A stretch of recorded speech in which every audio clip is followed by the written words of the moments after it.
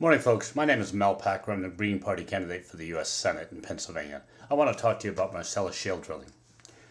Yesterday morning, I picked up my local paper, the Pittsburgh Post-Gazette, and I see a picture on the front page of a well flaming out in the Moundsville area.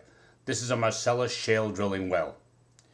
It exploded. Apparently, they hit a pocket of methane gas. The fire department arrived and admitted they had no idea what they were to do. They had no idea what chemicals were involved. They had no idea how to fight such a fire. Fortunately for them, it did not occur near any occupied area. There were no buildings nearby.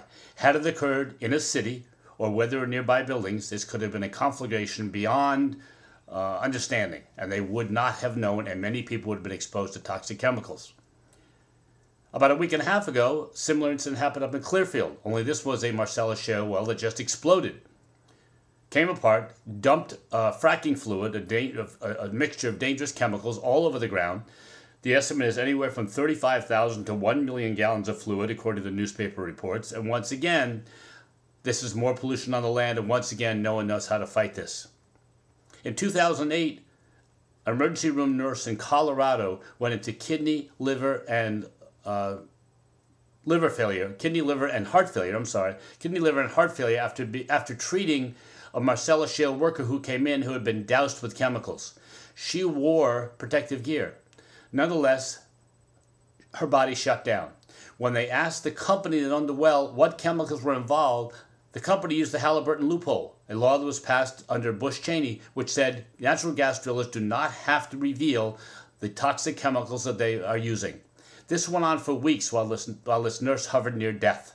Finally, the company released the list of chemicals so they could begin treating her and understanding what was going on, but only after the doctor signed a note saying that he or she would not release that list to anyone else. Folks, this is ridiculous. This is one of the most absurd things I have ever heard. Marcellus Shale drilling involves pumping 1 million gallons of fluid into the ground with unknown chemicals, perhaps hundreds of unknown chemicals. It busts up the shale. About 60% of the water comes back up. This is toxic fluid that comes back up. Some of it is treated. Some of it is dumped into frack ponds, which are simply big open pits near the site, lined with a plastic garbage bag that eventually break and seeps into the ground around it. About 40% stays there. It stays underground. It seeps into the wells from that area. It seeps into the groundwater everywhere. It seeps into the streams. It kills the fish. And a percentage of it is allowed to go back into streams, but it's very briny, which makes the streams and rivers rather salty, which also kills fish. All of this is allowed. These companies are exempt from almost every environmental law out there. What's going on here, folks? This is a crime. Our legislators have signed thousands of leases. Our governor in Pennsylvania, governors across the state, legislators across the state, most of whom are owned by energy companies, have signed leases and are allowing Marcellus Shale drilling to go on everywhere, in the cities, in the semi-rural areas, in the urban areas, in our national forests. Folks, this is mortgaging our children's future. It's giving it away for a few dollars. This is selling our soul to the devil. If we're going to auction off the rights to poison the land, and if we're going to justify it by saying, oh yes, we make excess tax, or we make some more tax revenues, then we may as well mortgage off the right to mug people. You may think that's an absurd analogy, but basically we are mugging the land. Well, why don't we just say to muggers, as long as you pay a fee, it's okay to mug my grandmother. That's the same reasoning. This has to stop. This cannot go on.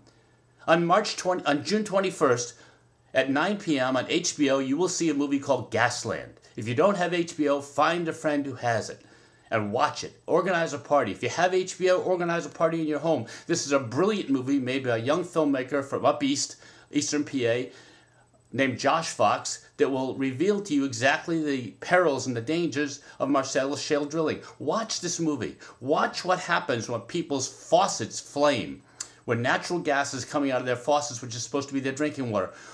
Take a look at the samples of drinking water that they get out of their taps that they are told is safe to drink, and tell me you drink any of that.